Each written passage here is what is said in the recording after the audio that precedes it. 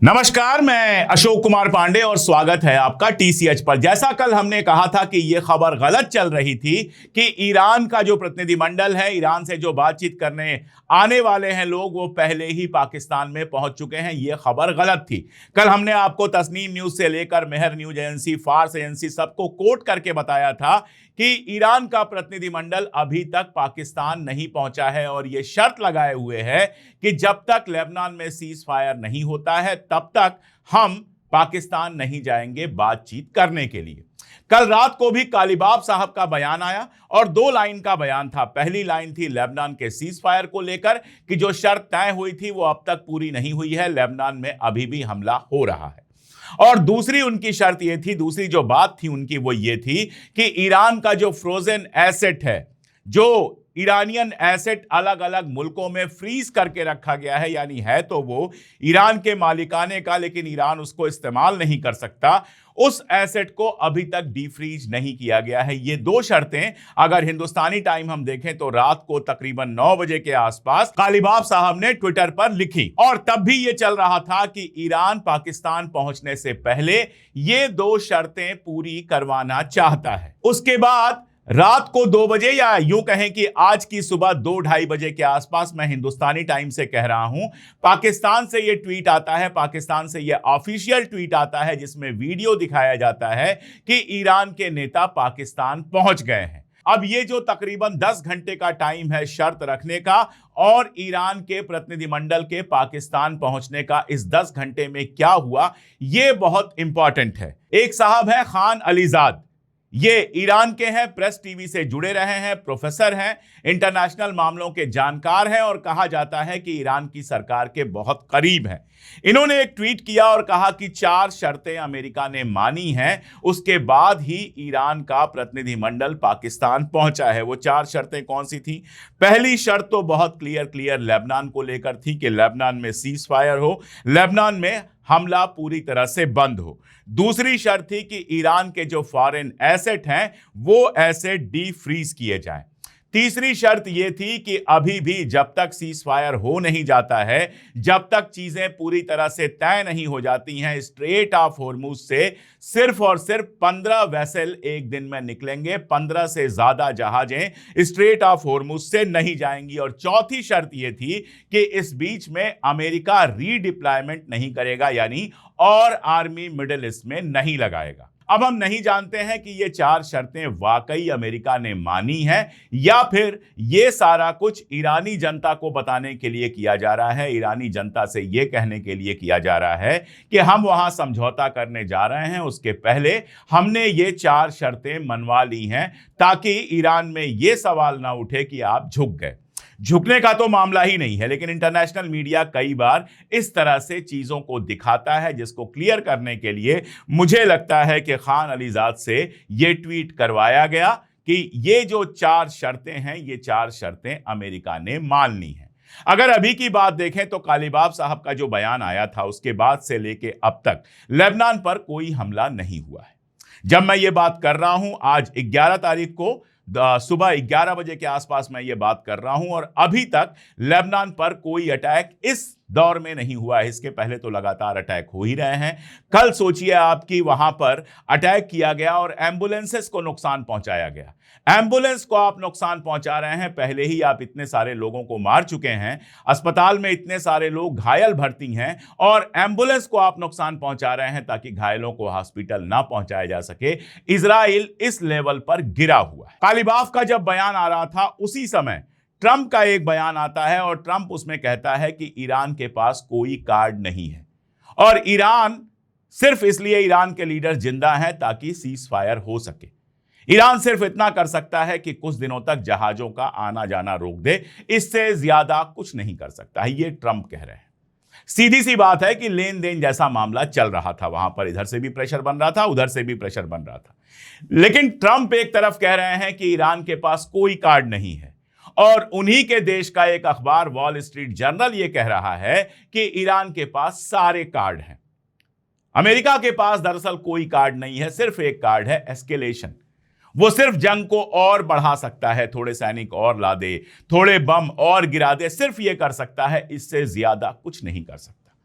जो अमेरिका का राज दुनिया के पानी पर, दुनिया के समंदर पर चलता था, जो उसकी बड़ी बड़ी जहाजें थीं जिनसे सब डरते थे कि ये जहाजें आ गई तो इनका मुकाबला नहीं कर सकते, ईरान ने उनको नाकाम कर दिया। अगर स्ट्रेट ऑफ हॉर्मुज खुलवाना अमेरिका के बस की बात होती तो अभी तक अमेरिका खुलवा चुका होता। आप ब्रिटेन के प्रधानमंत्री स्ट्रेमर को देखिए, वो ये कह रहे हैं कि हम डिप्लोमेटिक तरीके से खुलवाने की कोशिश करेंगे, साथ में हम आर्मी का भी सहारा ले सकते हैं, साथ में हम मिलिट्री का भी सहारा ले सकते हैं। वो गए हुए थे यूएई, और यूएई से उनका ये बयान आता है कि 30 मुल्कों के साथ हमारी बातचीत चल रही है और हम दोनों तरह से आगे बढ़ सकते हैं, हम डिप्लोमेसी से भी आगे बढ़ सकते हैं और आर्मी से भी आगे बढ़ सकते हैं। दरअसल ब्रिटेन का मामला यह है कि बातें वो कितने भी करे, लेकिन ईरान को लेकर जैसा अमेरिका सोचता है उससे अलग ब्रिटेन का केयर स्ट्रेमर भी नहीं सोचता है। अगर वो इस जंग में शामिल नहीं हुआ तो सिर्फ इसलिए कि वो जानता था कि इस जंग में ऐसे जीत नहीं मिलेगी, लेकिन उसके बेसिस का इस्तेमाल हुआ है, सब कुछ हुआ है। आरागची का बयान बाकायदा आया था जिसमें उन्होंने बहुत क्लियर कहा कि ब्रिटेन के बेसिस का इस्तेमाल डिफेंस के लिए नहीं, हमारे ऊपर अटैक के लिए हुआ है। तो कहना मैं ये चाह रहा था कि अगर इनके बस की बात होती तो आर्मी के सहारे, नेवी के सहारे कब का स्ट्रेट ऑफ हॉर्मुज इन्होंने खुलवा लिया होता। स्ट्रेट ऑफ हॉर्मुज ये नहीं खुलवा सकते हैं और इसीलिए दुनिया भर के एक्सपर्ट ये कह रहे हैं कि स्ट्रेट ऑफ हॉर्मुज असल में ईरान का अपना एटम बम है जिसका कोई जवाब किसी के पास नहीं है। उधर इजराइल एकदम बौखलाया हुआ है, पगलाया हुआ है। उसके समझ में यह नहीं आ रहा है कि दुनिया ने 70 सालों से जो उसको पाला है, जो उसके सारे नखरे बर्दाश्त किए हैं, जो उसको लगातार मदद की है, वो दुनिया अब बदल रही है और इजराइल दुनिया के सामने विलेन की तरह आ रहा है। आपको याद होगा पाकिस्तान के विदेश मंत्री का मैंने बताया था कि उन्होंने बाकायदा ट्वीट किया था, इजराइल को एविल कहा था और जाने क्या क्या कहा था। बहुत प्रेशर पड़ा, तब जाकर उन्होंने अपना ट्वीट डिलीट कर दिया। अमेरिका से प्रेशर पड़ा होगा कि भाई बातचीत चल रही है, उस समय तुम इस तरह का ट्वीट कैसे कर सकते हो, उसके चलते उन्होंने ट्वीट डिलीट किया। लेकिन दुनिया के सारे देशों पर प्रेशर नहीं पड़ सकता। साउथ कोरिया के जो प्राइम मिनिस्टर हैं, और साउथ कोरिया इसलिए इंपॉर्टेंट है कि नॉर्थ कोरिया करता तो कोई समस्या नहीं होती किसी को, क्योंकि नॉर्थ कोरिया तो पहले से ईरान का दोस्त है। लेकिन साउथ कोरिया के बारे में हम जानते हैं कि वो अमेरिका का एक तरह से वेसल स्टेट है। कोरिया वार होने के बाद ही वहां पर पूरा असर अमेरिका का है, डिफेंस से लेकर सारी चीजों पर। इसीलिए जब साउथ कोरिया के प्राइम मिनिस्टर ट्वीट करते हैं जिसमें एक वीडियो को कोट करते हैं, उस वीडियो में वेस्ट बैंक के अंदर एक व्यक्ति को छत से नीचे फेंका जा रहा है और फेंकने वाला आईडीएफ का सैनिक है, तो इजराइल के लिए इसको बर्दाश्त कर पाना मुश्किल काम होता है। साउथ कोरिया के प्राइम मिनिस्टर ने यह ट्वीट किया, इसकी जांच की मांग की और इसको गलत बताया। वैसे तो नंगी आंख से भी आप देखेंगे, अगर आपका दिल होगा तो इस तरह से किसी जिंदा आदमी को छत से नीचे फेंक देना अपराध नहीं, सीधे सीधे हत्या है और इसके जिम्मेदार आदमी को सीधे सीधे जेल के अंदर होना चाहिए। लेकिन आप जानते हैं इजराइल में आईडीएफ अपनी जांच खुद कर लेता है और सबको मुक्त कर देता है, इसलिए इस मामले में भी जांच पता नहीं कब से चल रही है। यह वेस्ट बैंक का मामला है जहां अभी कई सारी बस्तियां इजराइल ने बसाई हैं। तो साउथ कोरिया के प्राइम मिनिस्टर ने सीधे सीधे ट्वीट करके इस चीज की मजम्मत की। वेस्ट बैंक वाले मामले को लेकर, वेस्ट बैंक में जो ये बस्तियां बसा रहे हैं, तमाम मुल्कों ने इसकी मजम्मत की है। एक मुल्क का मैं नाम ले रहा हूं, स्वीडन। स्वीडन के प्राइम मिनिस्टर ने बाकायदा बयान जारी करके इजराइल की मजम्मत की है और इजराइल की बौखलाहट आप देखिए। फ्रांस चूंकि लेबनान में हमले का लगातार विरोध कर रहा है, इसलिए लेबनान पर जो सीज फायर की बातचीत वॉशिंगटन में होनी है, इजराइल का कहना है कि फ्रांस उसमें शामिल नहीं होगा। स्पेन का देखिए, स्पेन लगातार इजराइल की मजम्मत कर रहा है, ईरान पर हमले की मुखालफत किया, अमेरिका को अपने बेसिस का इस्तेमाल नहीं करने दिया, अपने आसमान और अपनी जमीन का भी इस्तेमाल नहीं करने दिया। तो स्पेन को गजा का जो पीस प्रोसेस चल रहा था उससे बाहर निकाल दिया गया। तो स्पेन को बाहर निकाला, फ्रांस को बाहर निकाला लेबनान के प्रोसेस से। स्वीडन ने इनका सीधे सीधे विरोध किया। एर्दोगान जो बयान तो बहुत देता रहता है, लेकिन यह भी सब जानते हैं कि बाकू के रास्ते जो तेल आता है इजराइल में, वो टर्की से ही सप्लाई होता है और टर्की इस तरह से आप कह सकते हैं इजराइल का सबसे बड़ा तेल सप्लायर है। लेकिन एर्दोगान का कल जो बयान आया था, फलस्तीन के जो कैदी हैं इजराइल की जेलों में, उनको फांसी पर चढ़ाने के लिए जो नया कानून बना है, उस कानून की मुखालफत करते हुए एर्दोगान ने कहा कि यह कानून हिटलर के कानूनों के बराबर है। और सुन लीजिए आप, अरब स्टेट्स के अंदर अब एक भयानक कंफ्यूजन का मामला है। ये जो पूरा सीज फायर का प्रोसेस चल रहा है, इसमें अरब स्टेट्स को कहीं से शामिल नहीं किया गया है और उनकी नाराजगी बिल्कुल जायज है। उनकी जमीन पर आपने दुनिया भर का अमेरिकन बेस बनाया और सिर्फ इसलिए क्योंकि उनकी जमीन पर अमेरिकन बेसेस थे, ईरान ने उनके ऊपर हमला किया। एक सऊदी ऑफिशियल का एक वीडियो मैं देख रहा था जिसमें वो कह रहे हैं कि जब हमारे ऑयल रिसोर्सेस पर हमला हो रहा था, हमने अमेरिका से कहा कि हमें और ज्यादा डिफेंस दीजिए, बचाइए। अमेरिका ने अनसुना कर दिया। और अब जब हम ईरान के साथ रिश्ते नॉर्मल करना चाहते हैं ताकि हमारा बिजनेस और हमारा देश कायदे से चल सके, तो उसमें इजराइल डिस्टर्ब कर रहा है। यानी बहुत सीधी सी बात है कि जो मिडिल ईस्टर्न स्टेट्स हैं, जो अलग अलग अरब मुल्क हैं, उनके समझ में आ रहा है कि सिर्फ इजराइल की वजह से उस इलाके में लगातार जंग जैसा माहौल बना हुआ है। लेबनान का जहां तक मामला है, 60 मुल्कों ने लेबनान पर जो हमला हुआ, जिस तरह से लोगों को मारा गया, जिसके बारे में बिल्कुल क्लियर है कि किसी हिजबुल्लाह पर वो अटैक नहीं हुआ था, वो लेबनान के आम नागरिकों, औरतों, बच्चों और मर्दों पर अटैक हुआ था। दिन के वक्त अटैक हुआ था, जिस समय भीड़ होती है उस समय अटैक हुआ था और सैकड़ों लोग मारे गए। उसकी जबरदस्त मजम्मत की है। दर्द बस इतना है कि उन 60 मुल्कों में हमारा भारत नहीं शामिल है। क्यों नहीं शामिल है, मैं नहीं जानता। भारत सरकार का जो बयान आया है उसमें ना दांत है ना नाखून है, सिर्फ लेबनान में रह रहे हिंदुस्तानियों की बात है, थोड़ी बहुत हल्की फुल्की मजम्मत है। कहीं यह नहीं कहा गया है कि इजराइल ने जिस तरह से हमला किया है वो पूरी तरह से गलत है। भारत सरकार वैसे भी इस पूरे प्रोसेस से अलग है। ईरान और अमेरिका की जो बातचीत चल रही है उसमें भारत कहीं नहीं है। पाकिस्तान आने से पहले ईरान के विदेश मंत्री ने दुनिया भर के मुल्कों से फोन पर बात की, लेकिन हिंदुस्तान से बात करने की जरूरत नहीं महसूस की, क्योंकि इस पूरे प्रोसेस में पहले तो आप जाकर इजराइल के साथ खड़े हो गए और उसके बाद आपका बस इतना रहा कि तेल आ जाए, गैस आ जाए। इससे ज्यादा आपने कभी इसमें हस्तक्षेप करने की कोशिश नहीं की, गलत को गलत कहने की कोशिश नहीं की, सही को सही कहने की कोशिश नहीं की। और यही वजह है कि इस पूरे प्रोसेस से भारत अलग है। पिछली बार जो बातचीत चल रही थी और इस बार जो बातचीत चल रही है, इन दोनों प्रोसेस में अगर आपको फर्क देखना है, अगर अंतर देखना है, तो वो बहुत साफ नजर आता है। चाहे वो दोहा की बातचीत हो, चाहे जिनेवा की बातचीत हो, अरागची अकेले गए थे और अरागची के साथ जो लोग गए थे वो कुछ एक्सपर्ट्स थे, खासतौर पे एटॉमिक के, न्यूक्लियर के एक्सपर्ट्स थे, ताकि वहां पे बता सकें एनरिचमेंट के बारे में और बाकी सारी चीजों के बारे में। अभी तक IRGC इससे बाहर रही है। छोटे प्रतिनिधिमंडल जाते थे और बात होती थी, लेकिन 14 लोग बताया जा रहा है, 14 खास लोग आए हैं इस बार जो ईरान से बातचीत होनी है उसमें। इसके अलावा एक बड़ा प्रतिनिधिमंडल आया है, 80-82 लोग आए हैं, लेकिन 14 खास लोग आए हैं। जिस जहाज से ये लोग आए उस जहाज के अंदर का वीडियो जारी किया गया और आप देखेंगे उनकी सीट्स पर, जहाज की जो बाकी सीट्स थी उन पर मीनाब की बच्चियों के स्कूल बैग्स और उनके जूते रखे हुए थे। यह सिर्फ इमोशनल मामला नहीं है। ईरान बहुत साफ कह रहा है कि हमारे साथ अन्याय हुआ है, हमारी बच्चियों को मारा गया है, हमारे नागरिकों को मारा गया है, हमारे शहरियों को मारा गया है।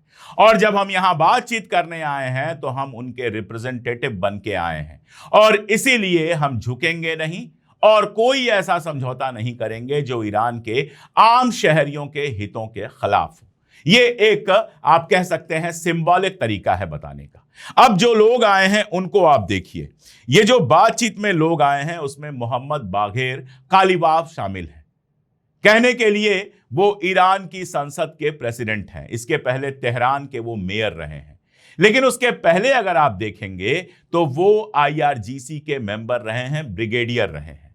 और जो 8 साल की जंग चली है ईरान और इराक के बीच में, उस जंग में वो शामिल रहे हैं, उस जंग के वो हिस्सा रहे हैं, उसमें जो करबला डिवीजन थी उसके हिस्सा रहे हैं और फ्रंट पर जाकर उन्होंने लड़ाई लड़ी है। यानी कालिबाफ सीधे सीधे IRGC को रिप्रेजेंट करते हैं। इसके अलावा भी जो लोग आए हैं वो अलग अलग फील्ड्स के एक्सपर्ट हैं। कोई न्यूक्लियर का एक्सपर्ट है, कोई मिसाइल्स का एक्सपर्ट है, और इस तरह से जो पूरी टीम बनी हुई है वो तुर्की ब तुर्की, तुक्का ब तुक्का, बिल्कुल सीधे सीधे बात करेगी हर मामले पे। और ईरान इस बात पर बजिद है कि जो 10 पॉइंट्स हमने दिए हैं उन्हीं 10 पॉइंट्स पर बातचीत होगी। अब यह बातचीत होगी कैसे? पहले यह कहा जा रहा था कि शायद सीधी बातचीत हो, लेकिन बातचीत वैसे ही होगी जैसे जिनेवा के अंदर बातचीत हुई या फिर जैसे दोहा के अंदर बातचीत हो रही थी। यानी पाकिस्तान का कोई एक व्यक्ति, कोई एक सीनियर लीडर वहां पर होगा।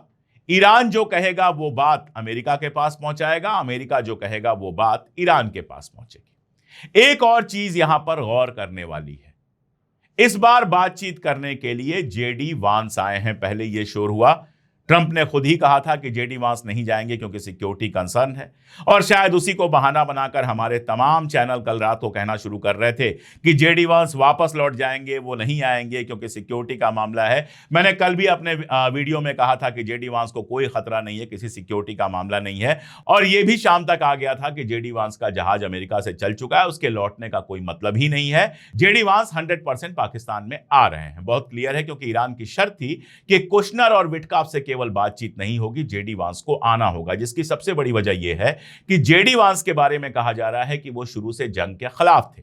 यह भी कहा गया कि इजराइल को उन्होंने जब फोन किया था नेतन्याहू को तो बहुत ज्यादा तनातनी उस पर हुई थी, काफी गुस्से में थे कि एक ऐसी जंग में तुमने हमें फंसा दिया जिसका कोई मतलब नहीं था, इस जंग में हमें जाना ही नहीं था।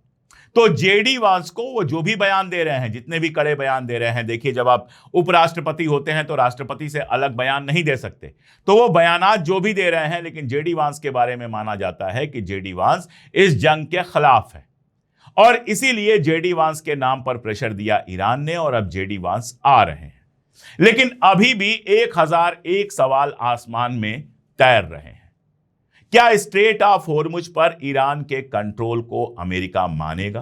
पहले आया कि युआन में पैसा वसूलेगा, फिर आया कि क्रिप्टो में वसूलेगा, और अब यह आया है कि ईरान सिर्फ और सिर्फ अपनी करेंसी यानी कि रियाल में, जो ईरानी रियाल है, उसमें वो वसूलेगा टॉल। और यह ठीक भी होना चाहिए।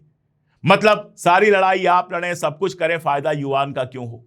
जैसे सऊदी अरबिया और बाकी सब अरब कंट्रीज सब कुछ खुद कर रहे थे, लेकिन फायदा पेट्रो डॉलर की वजह से डॉलर वाले का, अमेरिका का हो रहा था। आप चाइना का कराइए, इसका कोई मतलब नहीं है। आप अपनी करेंसी में लीजिए, चाइना को जो अलग से फैसिलिटीज देनी है वो देते रहिए।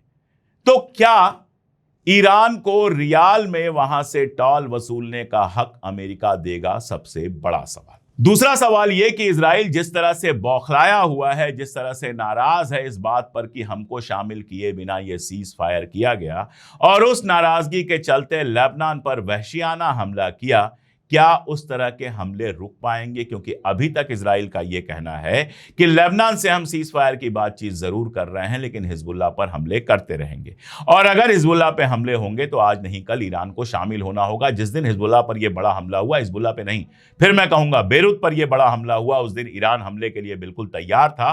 कहा यह जा रहा है कि आसिम मुनीर ने फोन किया और समझाया कि आज रात रुक जाइए, यह सीज फायर भी हम करवाएंगे, लेबनान उस शर्त में शामिल है, और सीज फायर का पूरा प्रोसेस डिस्टर्ब मत कीजिए, आज हमला मत कीजिए। ये सब होने के बाद ईरान रुका था, लेकिन अगर ये हमले दोबारा तिबारा होंगे तो ईरान को रोकना मुश्किल हो जाएगा। तीसरी बात, फ्रोजन एसेट्स का मामला। मैंने आपको बताया था कि साउथ कोरिया के स्पेशल एनवॉय गए हुए हैं ईरान, और अब यह खबर आ रही है कि साउथ कोरिया ने तकरीबन $7 बिलियन का ईरानी एसेट जो फ्रीज किया हुआ है, जो कतर के बैंक में है, साउथ कोरिया उसको डी फ्रीज करने की बात कर रहा है। यानी ईरानी जो एसेट्स फ्रीज किए गए हैं उनको डी फ्रीज करने का प्रोसेस पहले ही शुरू हो चुका है। अगर ये तीन चीजें हो जाती हैं तो बाकी सैंक्शन हटाना, ये सब तो हो ही जाएगा। सवाल यह है कि ये सीज फायर की जो बातचीत हो रही है ये वहां तक पहुंचेगी या नहीं पहुंचेगी? कितना झुकने को ईरान तैयार होगा, कितना झुकने को अमेरिका तैयार होगा, किस हद तक नेतन्याहू ब्लैकमेल कर पाएगा या नहीं कर पाएगा, इस पर ही डिपेंड करेगा कि मिडिल ईस्ट के अंदर शांति आएगी या नहीं आएगी। इसलिए आज का दिन और आज की बातचीत बेहद इंपॉर्टेंट है। आप भी इंतजार कर रहे होंगे, हम भी इंतजार कर रहे हैं। बातचीत के रिजल्ट जैसे ही बाहर आएंगे हम कोशिश करेंगे कि उस पर आपको अपडेट करें और लगातार ये दुआ करते रहेंगे कि सीज फायर हो, लेबनान में भी हो और ईरान में भी हो, ताकि दुनिया को शांति मिल सके। लेकिन इन सब के बीच सबसे बड़ा सवाल है गजा का क्या। गजा के बारे में हम जानते हैं कि जो इमदाद आ रही थी वो कम हो चुकी है। जिस वक्त ईरान के लोग, ईरान का प्रतिनिधिमंडल पाकिस्तान में पहुंचा है, उसी समय गजा में एक बड़ा हमला हुआ है। गजा में जितने पैसों का वादा किया गया था रिकंस्ट्रक्शन शुरू करने का, वो पैसे अभी तक आए नहीं हैं। गजा के ऊपर लगातार हमले जारी हैं और इस पूरे प्रोसेस में यह तो कहा गया कि हमारे सभी एलाइज के साथ लड़ाई बंद किया जाए, तो जाहिर है हमास की बात की गई, लेकिन गजा के साथ क्या होना है, गजा को कैसे बनना है, पैलेस्टाइन का क्या मामला है, इस पर अलग से कोई बातचीत इस पूरे प्रोसेस में नहीं दिख रही है। तो एक बड़ा सवाल है कि गजा का क्या। शाम के वीडियो में मैं गजा पर डिटेल से बात करूंगा, क्योंकि गजा पर लगातार बातचीत बेहद जरूरी है। आज के लिए इतना ही, बहुत शुक्रिया।